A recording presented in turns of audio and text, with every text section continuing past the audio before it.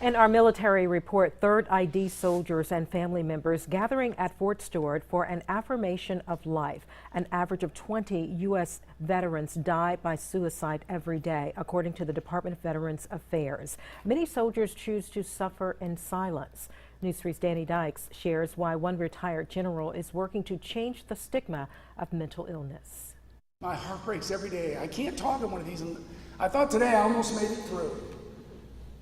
But I think the day I make it through is the day I probably stop doing this.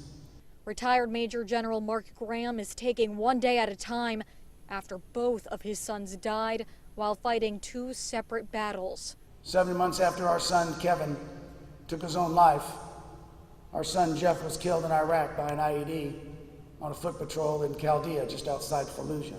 Kevin was an ROTC cadet who committed suicide in June 2003. His father believes he struggled with clinical depression, an illness Kevin did not share with his family. We didn't know the clinic was closed, and that's where he was getting care.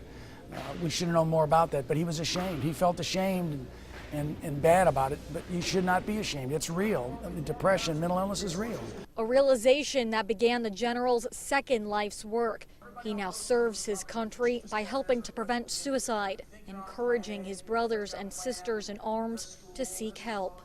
Getting help is the strong thing to do. If we can reach one soldier who seeks help or who intervenes, then all of this is worth it. Graham hopes his message of strength to his fellow soldiers will save another family from suffering the same fate. I know you're in the Army or you're a family member with the Army. But I got to tell you, you're more important than our Army as a person. Please know that. Danny Dykes, WSAV News 3.